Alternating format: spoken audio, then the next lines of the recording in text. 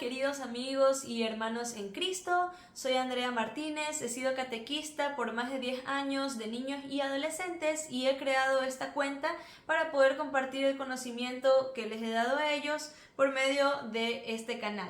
Sean bienvenidos y bueno, sin más preámbulos, Cuaresma. Hemos empezado la Cuaresma ahora en este 2026 y como lo dije en el video previo, voy a estar subiendo videos en cuanto a este tema, pero he querido hacerlo de una manera un poco más, no sé si informal, pero más directa, así como cuando estamos en un en vivo, ya, pero lo voy a hacer súper resumido, esperemos, para que ustedes lo puedan ver o lo puedan escuchar mientras manejan, o mientras cocinan, mientras estudian, lo que sea, y se pueden dedicar un tiempo. Así que, bueno, vamos directo al grano.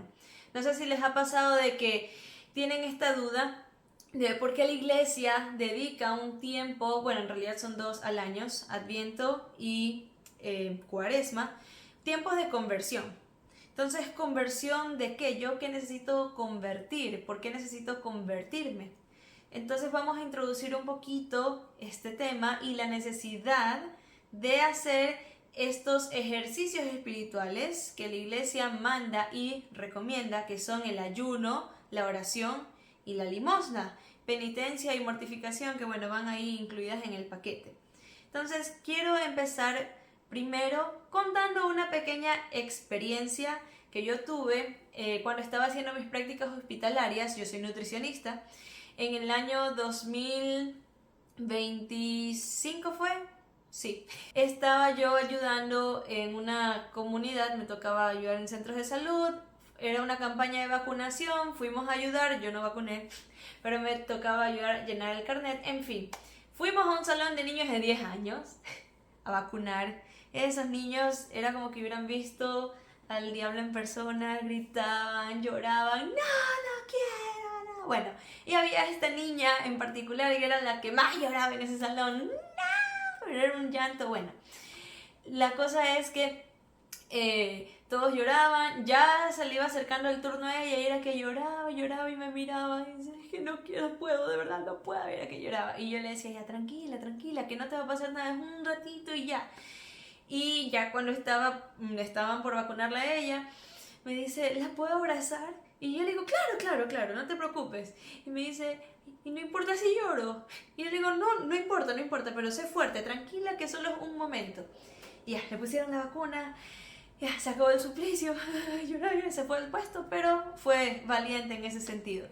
Pero me quedé con esa experiencia y la fui meditando en oración, porque eso es una experiencia en la vida cotidiana, pero el Espíritu Santo a veces, incluso en medio de eso, da regalos, porque yo interiormente estaba comportándome como esa niñita, porque aquí entre nos esas prácticas hospitalarias fueron muy difíciles para mí, no en la parte teórica, pero en la parte, bueno, difíciles al fin y al cabo.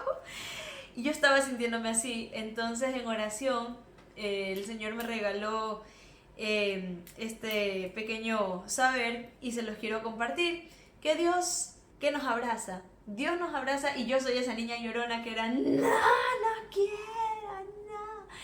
Y entonces a veces nosotros sobrecomplicamos nuestra existencia y nuestra vida. Si Dios nos pide pequeñas mortificaciones que a la larga son para nuestro propio bien, o sea, Dios no necesita, Él no necesita nada de nosotros, Él lo hace por amor, no es que nos pida porque Él lo necesite, porque su existencia depende de ello, no, lo hace porque nos conviene a nosotros. Entonces, Él nos abraza y la parte que más me pegó, no importa si lloro, no importa, pero abrázate a mí. Y desde ahí entendí algo de que, wow, o sea, Dios no nos pide perfección de perfección en el sentido de que, o sea, tienes que ser empoderado o si no, no vales, o tienes que ser Superman, o sea, tú no puedes llorar, no puedes sentir, no puedes ser frágil. No, Dios solo te pide, ten fe en mí, que soy tu padre, abrázame y aunque llores, no importa, yo estoy aquí para abrazarte en medio de ese llanto y el miedo. Aunque tengas miedo, no importa, ven a mí. Entonces, quiero reflexionar en cuanto a esto, en esta Cuaresma. Quiero que se lleven esto también, como me llegó a mí el corazón, Dios es un Padre amoroso. Partiendo de eso, la iglesia, que es madre y que la fundó nuestro Señor Jesucristo para dejarlo como guía, ¿verdad?, ha puesto estas 3 prácticas dentro de este periodo de conversión. ¿Quién necesita conversión? Dice el Evangelio, necesitan conversión no los sanos, o mejor dicho, necesitan sanar no los sanos, sino los enfermos. ¿Y quiénes son los enfermos? Todos aquellos que nacieron con el pecado original, es decir, tú y yo y todo el mundo. Entonces, conversión, porque siempre hay algo que podemos mejorar, porque somos pecadores, porque estamos hechos de barro. Eso es lo que recordamos hace pocos días en el miércoles de ceniza. Entonces, porque somos débiles, la iglesia llama a constante conversión, pero separa este tiempo específico como para que sea un poco más profunda esa meditación. Entonces, arranquemos con el punto 1, oración. ¿Qué es la oración? Voy a leer un poquito lo que nos dice el Catecismo de la Iglesia Católica acerca de lo que es la oración. Dice en el numeral 2725, les recomiendo que consigan el catecismo o lo pueden encontrar en internet, es su mejor amigo después de la Biblia, porque está todo explicado, lo que creemos nosotros los católicos está aquí. Bueno, dice, la oración es un don de la gracia y una respuesta decidida por nuestra parte. Siempre supone un esfuerzo. Los grandes orantes de la antigua alianza antes de Cristo, así como la Madre de Dios y los santos, con él nos enseñan que la oración es un combate. Quedémonos con este punto. La oración es un combate. Y el catecismo sigue. ¿Contra quién? ¿Contra quién estamos combatiendo? Contra nosotros mismos y contra las astucias del tentador que hace todo lo posible por separar al hombre de la oración, de la unión con su Dios. Se ora como se vive, porque se vive como se ora. Uy, frase para que la noten ahorita en la Cuaresma. Se ora como se vive, porque se vive como se ora. O sea, esa frase de verdad muy profunda, porque es verdad, si yo vivo conectada a Dios, mi oración va a ser fuerte. Y si yo tengo una oración fuerte, entonces voy a vivir fuertemente con Dios. ¿Sí me explico? Es como es directamente proporcional. La fuerza de tu oración equivale a la fuerza de la vida espiritual que tú vas a tener y obviamente las acciones de amor para con Dios y para con el prójimo. La oración es la base. Sin oración, la oración es como el oxígeno para nuestra alma. Sin ese oxígeno, nuestra alma se muere. Sin oración no podemos avanzar. Y caigan en cuenta que en el Antiguo Testamento, mucho antes de que existiera incluso la Torá, el Pentateuco, pues estos personajes tales como Abraham, Moisés, pues no tenían una aplicación de la cual ayudarse, no tenían la Biblia así como que completa con los evangelios y todo. ¿Qué los sostenía? La oración. La oración. Entonces, la oración es clave en el combate espiritual. Si yo pretendo luchar con mis propias fuerzas, ya estás perdido. Ya, ¿ni para qué hacer esfuerzo? Ya tienes que hacerlo con la oración. Dice contra nosotros mismos y contra las astucias del tentador. Pues sí, porque recuerden que la iglesia nos enseña que nosotros tenemos 3 enemigos del alma. El mundo, el demonio y la carne, o sea, nosotros mismos. Pero la carne, como lo expresa Jesús, de que el espíritu está dispuesto, pero la carne es débil. O sea, es nuestra concupiscencia. Concepto de concupiscencia es la inclinación natural hacia el mal, producto del pecado original. Entonces luchamos contra eso, pero no estamos solos en la lucha. Dice también el catecismo, la tentación más fuerte, la más oculta, es nuestra falta de fe. Esta se expresa menos en una incredulidad declarada que en unas preferencias de hecho. Cuando se empieza a orar, se presentan como prioritarios 1000 trabajos y cuidados que se consideran más urgentes. En fin, para resumir, esto está en el numeral 2732. tenemos falta de fe. ¿Por qué? Porque decimos, no, Dios, yo lo puedo todo con Dios, ni sé qué, pero cuando llega el momento de rezar, nos cuesta poner a Dios en primer lugar. O sea, estamos hablando con Dios, es como cuando tú estás en una llamada con alguien. De hecho, es hasta un poquito como que de mala educación, no prestarle mucha atención con quien se supone que tú estás hablando. En la oración nos pasa, claro que Dios nos tiene mucha paciencia, porque nosotros somos débiles, pero es esa tentación, o sea, por eso dice el catecismo, es un combate, estamos tentados a abandonar la oración ni bien la empezamos, o cuando estamos bien concentrados, por ahí pasa que la mosca, y nos perdemos. Entonces, procurar que si yo voy a tener un rato de oración, esté en un lugar tranquilo. Ahora, hay varios tipos de oración. El Papa León, en una entrevista que le hacían los periodistas, básicamente dijo, o sea, yo tengo otro estilo de oración, rezo a lo largo del día. Hay gente que lo hace, yo lo hago, sí, o sea, como que literal, cuando estoy conversando con Dios, así, preguntándole, cosas así. Pero es muy sano también separar un espacio de silencio en tu casa, en la oficina, donde sea, que tengas un espacio chiquito para poder rezar y poder concentrarte al 100%, porque a veces a mí me pasa, yo me excuso de que no, pero yo a lo largo del día rezo con Dios, y chévere, es verdad, pero ¿y te concentraste al 100%? Entonces, esas son unas pequeñas recomendaciones como para que nuestra oración puedas mejorar cada día, y para eso está esta cuaresma, para poder mejorar poco a poco. No es que ya cuaresma, empezamos miércoles de ceniza, ya para este primer domingo de cuaresma, uy, ya, yo soy el orante por excelencia. No, es poco a poco. Entonces, eso es como un pequeño concepto de lo que es la oración. Y la oración por excelencia que tenemos es el Padre Nuestro, que en resumen, el Padre Nuestro como que tiene un orden de cómo debemos pedir. Y eso es un error que solemos cometer. Pensamos que la oración es un pide. Y yo les solía decir a mis chicos de confirmación, a ver, si ustedes piensan de que rezar es, ay, Diosito quiero, o sea, Dios no es un genio de la lámpara. Y a veces tenemos como cristianos ese complejo.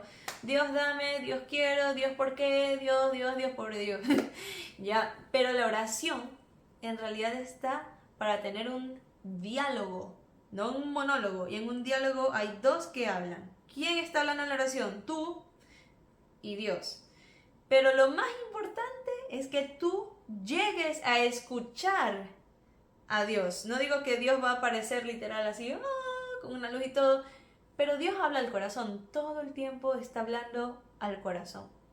Lo que pasa es que hay tanto ruido afuera y adentro que no lo logramos escuchar. Eso es lo que la iglesia quiere lograr con la cuaresma, este espacio, hacer un poco de silencio, incluso a nivel interior, que es el más difícil. O sea, deja toda la queja, la preocupación, ay, es que... tranquilo, Dios ya lo sabe. Solo dile, Señor, ¿qué quieres de mí? ¿Qué quieres de mí? Esa es la pregunta que debe ser clave en nuestra oración. Como dice el Padre Nuestro, hágase en mí, ¿verdad? Hágase tu voluntad en la tierra como en el cielo. ¿Ya? Y la Madre de Dios, nuestra Madre Santísima, dijo, hágase en mí según tu palabra. Se me cruzaron un poquito las ideas. Pero sí, hágase tu voluntad, nos enseña Jesús, en la tierra como en el cielo. Ese es el objetivo de la oración, llegar a descubrir cuál es la voluntad de Dios en mi vida. Seguimos, ayuno. ¿Por qué la iglesia llama al ayuno? Y esto es un tema muy interesante, lo voy a hablar tanto desde el punto de vista como catequista y el punto de vista nutricional. Vamos a conectar las dos. El ayuno es abstenerse de alimentos. Ahora, ¿por qué la iglesia quiere que yo deje de comer? ¿Por qué Dios quiere que yo sufra hambre? No es de que, es que entre más sufres mejor, no. El objetivo del ayuno es tener templanza. Templanza es una virtud y también es un fruto del Espíritu Santo. Es una virtud que se podría resumir en autodominio. Porque si yo no aprendo a dominarme, ¿quién me domina entonces? ¿Quieres que te domine el mundo o quieres que te domine Dios? Esa es la pregunta clave en el ayuno. Y el ayuno toca más allá del espíritu, toca ya el aspecto físico. Porque hay que recordar, tenemos el mal hábito de decir, ay, es que mi cuerpo y mi alma. Nosotros somos cuerpo y alma a la vez, no los podemos separar. Se separarán entre comillas en el momento de la muerte, pero cuando sea la resurrección de los muertos, pues vamos a estar otra vez unidos, somos cuerpo y alma. Eso es una realidad que no la podemos dividir. Entonces, todo lo que hace el alma afecta el cuerpo. Y hay pecados que sí, uno dice, no, es que el pecado no afecta, hay pecados que afectan al cuerpo. Y todo lo que hace el cuerpo a lo largo afecta el alma, porque si yo no aprendo a dominar, a controlar mis pasiones y se desbordan, a la larga mi alma se va a ir alejando poco a poco de Dios. Y si mi alma está enferma, el cuerpo tarde o temprano paga el precio de mis actos. Y a veces no caemos en cuenta de esa realidad. Y qué bueno que la iglesia nos llame a hacer algo que no solo toca el alma, sino también el cuerpo, para estar conscientes de esa realidad. Oye, tu cuerpo también es parte de este juego del pecado, no solo es que la almita, todo, ¿ya? Entonces, el ayuno, ¿de qué sirve? Nos ayuda a vaciarnos y a purificarnos. El ayuno, desde el punto de vista biológico, porque, ¿sabes qué? Algo que me da risa. Si yo hablo de ayuno como catequista, ay no, que la iglesia, que sí, que ni sé qué. Pero si yo hablo de ayuno intermitente como nutricionista, uy no, dígame cómo hacer, doctora. O sea, ya. Pero las prácticas del ayuno, de hecho ahorita hay hartísimos estudios en comparación a ciclos anteriores acerca de lo que hace el ayuno al cuerpo en sí. Es como un descanso al cuerpo, el cuerpo te lo agradece, es como que, ay, al fin, o sea, un día de no estar procesando toda la chatarra que te metes al cuerpo, sobre todo si tienes un descontrol, créeme que tu cuerpo te lo va a agradecer, es como, gracias Dios, gracias, hoy el estómago no va a trabajar tanto, gracias Señor, y le das un descanso al cuerpo, eso desde el punto de vista científico, ¿ya? Y de hecho ayuda a regular ciertas hormonas, incluyendo la hormona del hambre, que a la larga no dice la hormona del hambre, pero recuerda, somos cuerpo y alma. Si yo enseño a mi cuerpo, científicamente, a ordenar esa hormona del hambre, pues mi apetito se va a ir ordenando. ¿Y qué crees que le va a pasar al alma? Va a ir construyendo poco a poco templanza, autodominio. Porque con tu cuerpo le estás ayudando a que esas hormonas como que estén reguladas. Eso desde el punto de vista científico. Punto de vista catequético, espiritual. La comida es buena y es necesaria.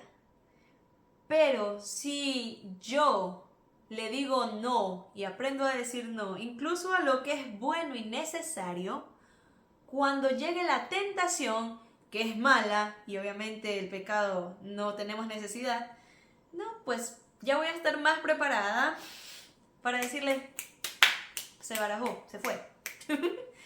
Ya, entonces esa es la idea, es como un gimnasio, ya es construir fuerza para cuando llegue la tentación, como yo he aprendido a autodominarme, incluso en lo que es bueno para mí, sé decirle no.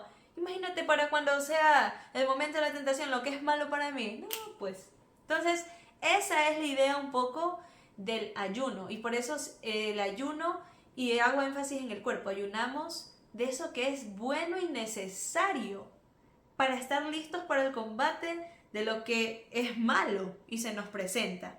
¿Por qué digo esto? Porque a veces la gente dice, ay, quiero ayunar, no digo que esté mal, pero sí me llama la atención que a veces es un poco de flojera, y lo voy a decir de esta manera. Porque dice, voy a ayunar de no decir malas palabras, voy a ayunar de no insultar al prójimo. A ver, está bien que trates de autodominarte, no estoy negándolo, está muy bien. Pero a reemplazar el ayuno tal y cual es por esos ayunos de, ay, el ayuno del insulto. A ver, el insulto es malo, es que tú no deberías ni siquiera estar insultando. O sea, no te estás absteniendo de algo bueno. Estás absteniéndote de por sí ya de algo malo, chévere, no te estoy diciendo que no lo hagas, chévere.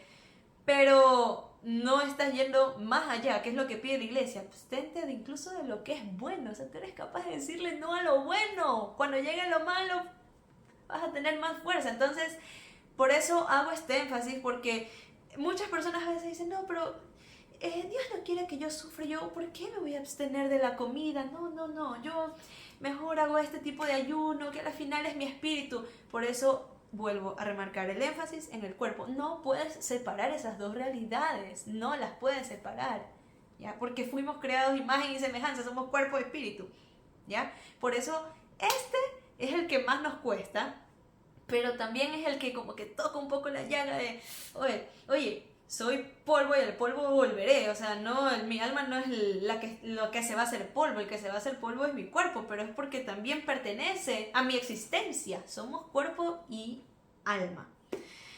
Y la iglesia como esposa participa en cierto sentido en lo que el esposo hizo. ¿Quién es el esposo de la iglesia, el esposo de nuestra alma? Jesús. El mismísimo Cristo sufrió tentaciones y fue llevado al desierto y realizó un ayuno, que por eso tenemos el número 40 presente. 40 es un número muy importante en la Biblia. Son los 40 días en los que Jesús ayunó. 40 días y 40 noches fue el diluvio de Noé. 40 días estuvo el pueblo de Israel en el desierto después de que fueron liberados de Egipto. Entonces es un número importante que no lo voy a explicar porque me voy de largo, pero entonces hago énfasis en eso. Nosotros nos unimos en imitación a nuestro esposo, a Cristo, a lo que Él hizo y cómo Cristo demuestra que la tentación puede ser vencida si yo aprendo primero a autodominarme. Y segundo, ojo, no cometamos el irnos al otro extremo. Claro, es que yo me autodomino porque yo soy empoderado. Entonces yo tengo dominio. No caigamos en el estoicismo de que es el que yo me domino, pero porque yo no puedo. No. Yo me aprendo a dominar porque Dios me da la gracia. Porque si no fuera por la gracia de Dios,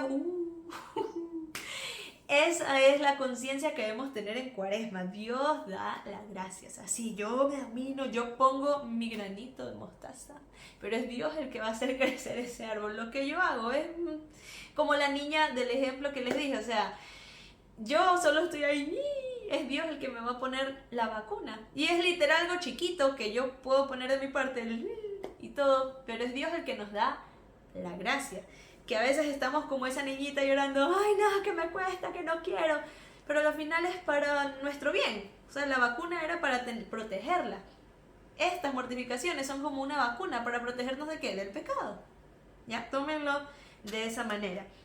Entonces, no voy a leer todo el capítulo, que me encantaría, eso lo puedo hacer para otro video, la explicación de las tentaciones en el desierto, pero me quedo con la versión del Evangelio de San Lucas en el capítulo 4, en el versículo 13, que es el único evangelio que habla de las tentaciones de Jesús con esta frase adicional, porque el evangelio de Mateo y Marcos también habla de las tentaciones. Jesús le responde, está dicho, no tentarás al Señor tu Dios, y dice, acabada toda tentación, el diablo se alejó de él hasta el tiempo propicio. Este es un énfasis de por qué hasta el tiempo propicio. Porque el demonio no solo te tienta una vez. El demonio, como nos dice San Pedro, anda como león rugiente buscando a quien devorar. Y por eso Cristo nos dice, estén siempre en vela.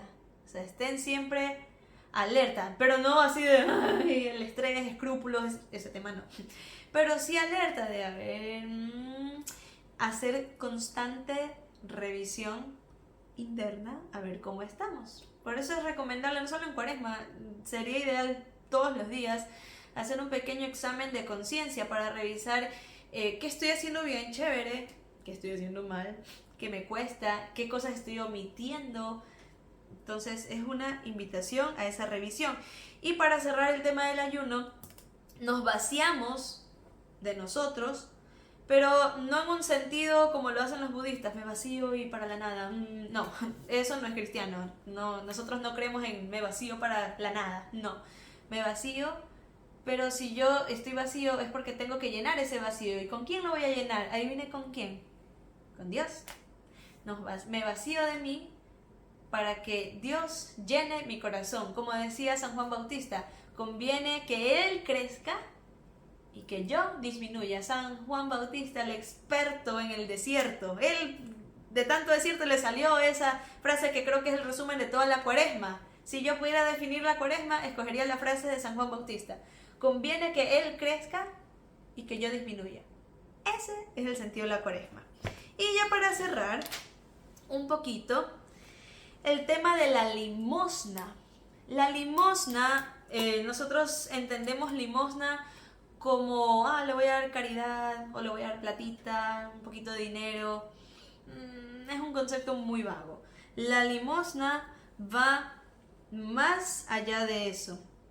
Dice que la palabra limosna viene del griego elemoisne y se encuentra en el Nuevo Testamento.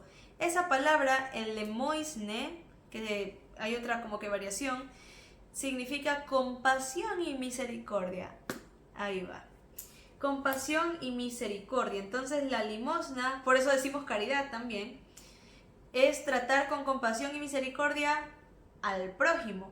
A ver, estoy haciendo oración, rezo por mí, pero rezo por el prójimo.